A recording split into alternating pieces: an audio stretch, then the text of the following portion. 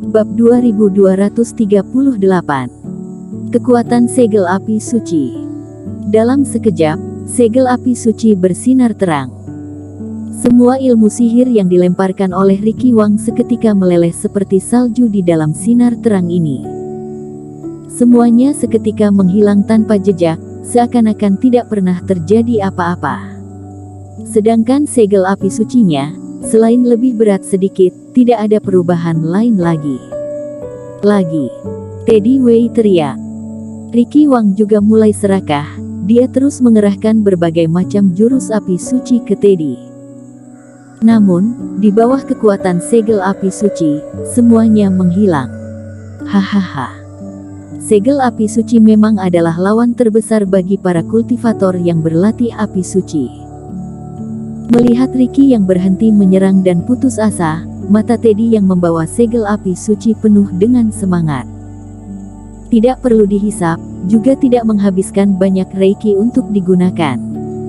Dengan adanya segel api suci di tangannya, dia bisa membunuh semua api suci. Eric Qin. Sekarang aku punya segel api suci, aku pasti bisa mengalahkanmu dengan mudah. Penghinaan yang kamu berikan di Istana Es Arktik dulu, pasti akan kukembalikan ratusan kali lipat. Ricky, Tuan Muda Wei. Terdengar suara angin berhembus di belakang. Heidi Wang dan yang lainnya datang karena merasakan perubahan reiki di sini. Segel api suci. Dia pun melihat segel yang ada di tangan Teddy, pupil Heidi Wang langsung mengecil, dia merasa sangat senang. Dengan adanya benda ini, dia pun akan menjadi ketua partai Jihuo secara resmi. Hanya saja, Tuan Muda Wei, ada yang aneh. Sekte Tianxuan bilang segel api suci ini baru akan terbentuk besok siang. Sekarang bukannya masih terlalu cepat. Tapi setelah kesenangannya lewat, Heidi pun agak bingung. Hanya beda 1 hari, tidak usah berpikir terlalu banyak. Sekte Tianxuan meskipun adalah sekte tertinggi dalam memprediksi hal-hal seperti ini, tapi juga tidak mungkin tidak salah sedikit pun. Teddy mendengus dingin, tidak terlalu memikirkan hal ini. Terlebih lagi, kepala Sekte Wang, membawa segel api suci ini di saat kamu diresmikan lebih baik daripada diumumkan setelahnya. Benar juga. Heidi tertawa, dia pun tidak memikirkan hal ini lagi. Pulanglah, dengan adanya benda ini, Febrina Tang dan yang lainnya juga sudah boleh diurus. Teddy tertawa. Dan juga si jubah hitam itu, kemungkinan dia adalah murid Sekte Agung. Dia datang melakukan hal-hal aneh, kalau aku melihatnya, aku pasti akan menghajarnya. Kamu tenang saja, serahkan padaku. Sekte Sihir Wuying tidak akan menyalahkanmu. Terima kasih, Tuan Muda Wei. Heidi juga tertawa. Di dalam sungai Fenyan, api berkobar-kobar, seakan-akan tidak berhenti sama sekali. Sedangkan di dalam dimensi yang robek, Eric akhirnya membuka matanya setelah tidak tahu berapa lama. Setelah menghembuskan napas, dia pun menyimpan batu roh yang sudah retak. Di dalam ruangan dimensi kecil yang tidak ada reiki, kalau bukan karena dia mendapatkan batu roh yang cukup ketika membunuh Armadillo dan yang lainnya sebelumnya, takutnya dia harus menggunakan waktu berbulan-bulan untuk mengisap segel api suci ini. Tapi hasilnya bagus. Begitu menggerakkan tangannya, roh segel api suci pun muncul di tangannya. Dengan pikirannya saja, benda ini pun akan masuk ke dalam laut kesadarannya. Sedangkan apa kegunaan dari roh segel api suci ini, Eric masih belum sempat menelitinya. Tapi dia sudah mencoba secara kasar, dan menyadari, benda ini selain bisa menutrisi api suci, dia juga bisa meningkatkan kekuatan api suci. Akan ada banyak waktu untuk mencari tahu setelah keluar. Sekarang lebih baik aku mencari cara untuk keluar dulu. Di ruangan yang tidak ada reiki, semua percobaan akan lebih susah ratusan kali lipat.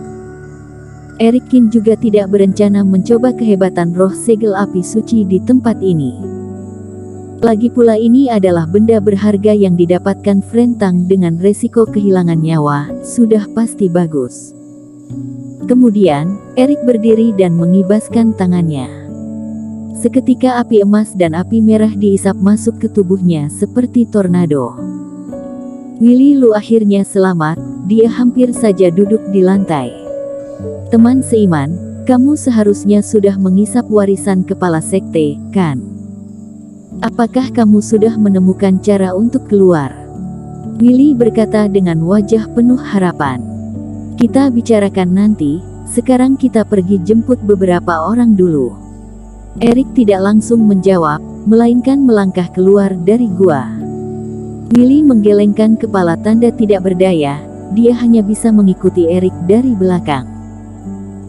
Hehe, sudah hampir 2 hari berlalu, dasar bodoh, kalian benar-benar keras kepala, bisa-bisanya masih mempercayai bocah bermarga Qin itu.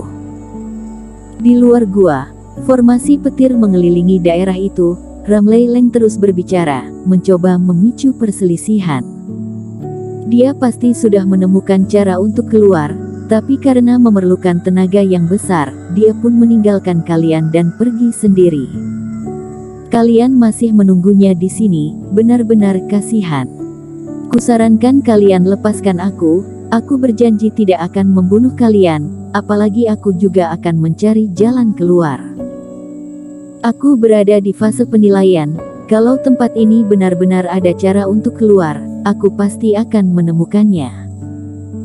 Tujuan bujukannya sudah pasti adalah Jesse Tang dan yang lainnya, dia berharap mereka akan melepaskannya setelah menggoyah pikiran mereka. Ketua Iblis, kamu jangan bermimpi. Jesse mendengus dingin. Tuan Qin bukan orang seperti itu. Kalau benar dia menemukan cara keluar dan tidak bisa membawa kita bersamanya, dia pasti akan memberitahu kita. Dan kalaupun dia sudah keluar, dia pasti akan kembali lagi untuk menyelamatkan kita. Benar, lebih baik kamu jangan mencoba lagi. Bersambung. Bab 2239. Cara keluar. Kita semua mempercayai Tuan Qin, rencanamu tidak akan berhasil, lebih baik kamu simpan tenagamu. Chen dan yang lainnya juga ikut mendengus dingin. Setelah mengalami begitu banyak hal, kalau Erik Qin benar-benar seperti yang dikatakan Ramley Leng, maka mereka sudah mati berkali-kali. Kalau mereka dengan mudah dihasut Ramley, maka mereka itu idiot. Ekspresi Ramley juga berubah jelek, tidak disangka Erik mempunyai posisi seperti ini di hati orang-orang. Tapi dia juga tidak menyerah. Sehari 2 hari tidak bisa, maka dia akan meneruskannya selama 1-2 bulan. Asalkan Erik Qin tidak kembali dan dia terus berkata seperti itu, orang-orang ini pasti akan goyah karena ketakutan dan kegelisahan. Saat itu, di antara mereka berlima, asalkan ada satu yang goyah, maka dia akan bisa keluar. Terlebih lagi, Ramley juga tidak menyerah dengan harapannya bisa merusak segel ini dengan kekuatannya sendiri. Kultivator perempuan yang membuat formasi ini meskipun sangat teliti dan hati-hati, tapi pengalamannya kurang. Dia tidak tahu pemulihannya bukan peningkatan secara linier, tetapi perubahan yang meningkat secara bertahap. Jadi setiap lewat sebentar, dia bisa diam-diam mengumpulkan sedikit reiki. Meskipun tidak banyak, tapi asalkan waktunya cukup, dia akan bisa mengumpulkan reiki yang cukup untuk keluar dari segel ini. Dan di saat itu, kalian para orang bodoh akan kutelan semua. Di saat Ramley sedang merenung, terdengar suara langkah kaki dari gua. Lalu sebuah pemandangan yang paling membuat Ramley Leng putus asa muncul, Erik Qin sudah kembali. Sialan, dia kenapa bisa tidak mati di tangan cacing api merah ini, untuk apa dia kembali lagi? Tuan Qin sudah kembali. Semua orang juga ikut ramai. Jangan buka formasinya untuk dia. Mungkin saja bocah ini sudah menemukan cara untuk keluar dan berencana untuk mengorbankan kalian. Atau mungkin dia sudah dikendalikan orang lain, dia kembali untuk membunuh kalian. Ramley menakuti mereka. Sembarangan. Chen tidak tahan lagi, dia langsung menendang wajah Ramley. Kemudian mereka pun membuka formasi untuk Erik. Kamu berani-beraninya memukulku, dasar tua bangka, sampah seperti kamu bisa kubunuh hanya dengan satu jari. Kamu berani-beraninya memperlakukan seperti ini. Ramley yang marah pun mulai berteriak keras di dalam segel. Teman seiman, ini adalah ketua iblis yang berada di fase penilaian. Willy yang pertama kali melihat Ramley pun kaget. Benar, dialah yang datang mengejarku untuk membunuhku, makanya aku bisa salah masuk ke tempat ini. Tapi dia sudah kusegel, sudah tidak berbahaya. Erik berkata datar. Iblis di fase penilaian mengejarmu tapi tidak hanya tidak berhasil, bahkan malah disegel olehmu. Willy pun terkejut. Dia melihat ke arah sastra jimat yang menyegel Ramley Leng. Jimat itu sangat misterius, bersinar dengan sinar berwarna emas. Menurut penglihatannya, murid biasa Sekte Agung sudah pasti tidak akan bisa mempelajari jimat khusus seperti ini. Hal ini membuat Willy semakin penasaran dengan identitas Erik Kin. Anggota Sekte Agung yang bisa membuat segel ketua iblis seperti ini tidak banyak. Tapi yang mengerti tentang segel ini dan juga mengerti tentang ilmu api suci, sepertinya tidak ada. Kemudian, Erik pun memperkenalkan Willy kepada semua orang, tapi dia tidak memberitahu tentang pertengkaran mereka. Setelah tahu Frentang juga berada di dalam gua ini, suasana hati Chen dan Jesse sangat kompleks. Meskipun sudah lewat 600 tahun dan mereka juga sudah memprediksikan kematian Frentang. Tapi setelah semuanya pasti, mereka tetap merasa sedih. Erik mengeluarkan mayat Frentang, Chen dan juga para murid dan teman dekat pun sembahyang 3 kali kepada Frentang. Di saat ini, Erik pun pergi ke sisi Ramley dan membungkuk. Bocah sial, apa yang mau kamu lakukan? Ramley agak gugup. Setelah merasakan kondisi Ramley Leng, Erik pun tertawa dingin. Dia pun menambah beberapa lapis segelnya dan juga mengisap reiki yang Ramley kumpulkan sebelumnya. Kurang ajar, kurang ajar. Ramley meledak, dia tahu tidak akan ada hal baik kalau Erik kembali. Sekarang reiki yang dia kumpulkan seketika hilang.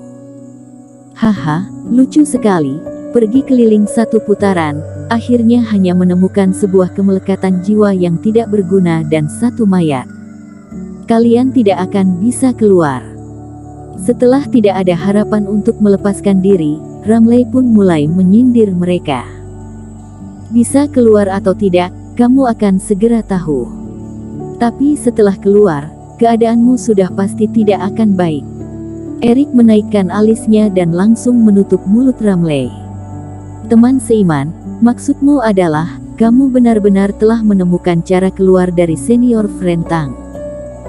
Yang berbicara tidak sengaja, namun yang mendengar sangat memperhatikan. Mata Willy bersinar dan langsung bertanya. Memang ada satu cara, tapi bagaimana keadaannya, harus ke sana baru tahu. Erik juga tidak membohongi Willy. Tapi, teman seiman, kalau pergi ke tempat itu, kamu harus menyiapkan beberapa batu roh. Tidak apa-apa, kan? Ini.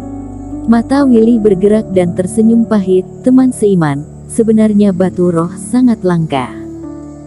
Aku juga hanya tinggal 1, tapi batu ini lingkupnya lumayan besar. Kita semua berdiri berdempetan mungkin bisa menghindari cacing api merah. Begitu. Ya sudah, begitu saja. Melihat Willy menolak, alis Erik terangkat, tapi dia tidak mengatakan apa-apa. Bersambung.